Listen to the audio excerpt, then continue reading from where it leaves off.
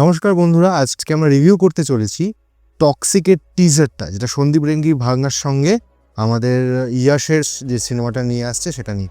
ঘটনাটা হচ্ছে যে আজকে যে টিজারটা আমরা দেখলাম তাতে আমরা যে গ্লিমসগুলো দেখতে পারলাম তাতে আমরা 70s ওয়ার্ল্ডটাকে দেখতে পাচ্ছি, গ্যাংস্টারিয়ার ওয়ার্ল্ড, যেখানে সবাই বেশ দামি দামি একদম বেল বটম প্যান্টের সঙ্গে বড় বড় স্যুট পরছে, কালো কালো মাথায় লম্বা লম্বা চুল আলা ইয়াশকে আমরা বারবার দেখতে পাচ্ছি। গোটা সিনেমার যে সেট আপ সেটাতে সম্পূর্ণভাবে দেখা যাচ্ছে যে পুরনো দিনের যে 70s যে অ্যাস্থেটিকটাকে, সেই অ্যাস্থেটিকটাকে তুলে ধরা হয়েছে। সেখানে সেই যে বড় বড় সার্কাসের রিংটা, কিংবা সেখানে যে সম্পূর্ণভাবে যেভাবে পুরনো সময়টাকে আমরা দেখতে চাই সেভাবে দেখানো হয়েছে, বড় স্ক্রিনে এবং হাই ভিজুয়ালস দেখানো হচ্ছে।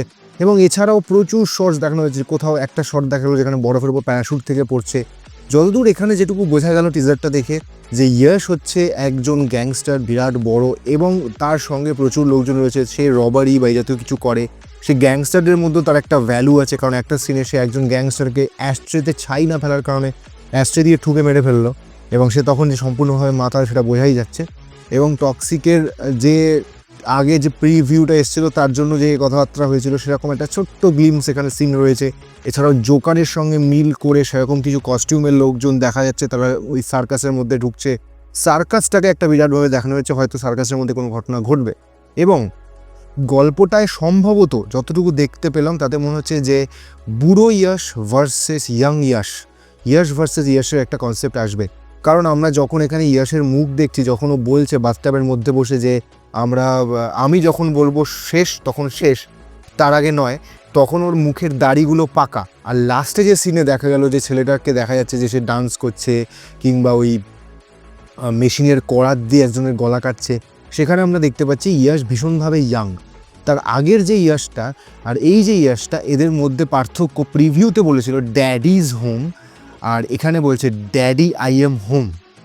তো এর মধ্যে অর্থাৎ যেটা আমার যেটা মনে হয় যে এখানে ছেলে বাবার গল্প দেখানো হবে। সন্দীপ রেড্ডি ভাঙ্গা এখানে ওটাই দেখাতে চেয়েছে যে ইয়াশ সে বয়স্ক একজন গ্যাংস্টার, তার একটি অঘোষিত ছেলে, সে এসে বা অবৈধ সন্তান কোথাও থেকে আসবে এবং তারপর এসে তার পুরো এম্পায়ারকে কীভাবে সে ধ্বংস করে সেটাই হচ্ছে দেখার বিষয়। কোনো একটা এখানে লাভ অ্যাঙ্গেল থাকতে পারে, কোনো রকম অ্যাঙ্গেলের কারণে। মেজরলি 70s বসা, কিন্তু যে লাস্টে যে সিনটা দেখা গেলো সেটা যেন কেমন যেন মনে হলো 70s নয়, মডার্ন ডে কিংবা এখনকারই গল্প। দুটো গল্পকে আমরা দেখতে চলেছি এখানে। টিজার বেশি কিছু রিভিল করেনি, কিন্তু এখানে যে প্রচুর পরিমাণে ব্লাডশেড এবং গড় দেখানো হবে সেটা আমরা যথেষ্ট বুঝতে পারছি। তার কারণ একটা সিনে যখন জোকারের মাথাটাকে ওই জানলার ফ্রেমের মধ্যে ঢুকিয়ে ইয়াশ টানতে টানতে নিয়ে যাচ্ছে, আরে বিভৎস লাগে, মানে ফিল হয় ব্যাপারটা।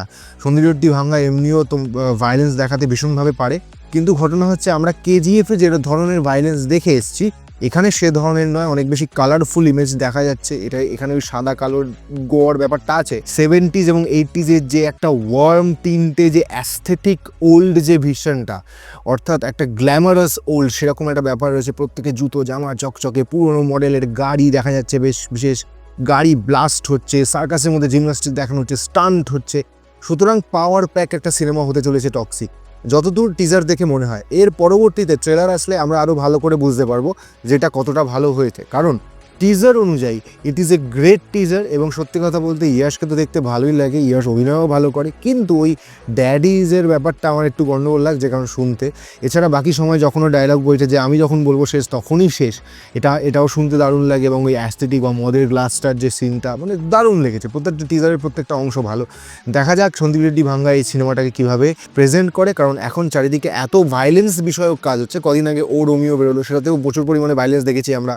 তার আগে অ্যানিমেল থেকে শুরু হয়েছে, পরপর ভায়োলেন্স আমরা দেখে। এর পরবর্তীতে আমরা ভায়োলেন্সটাকে কত ভালোভাবে অ্যাকসেপ্ট করবো বা আমরা কত ভালোভাবে সেটাকে দেখতে পাবো, এটাই হচ্ছে দেখার বিষয়। তো আজকের মতো এখানেই রাখছি, নতুন ভিডিও নিয়ে আবার চলে আসবো। নমস্কার।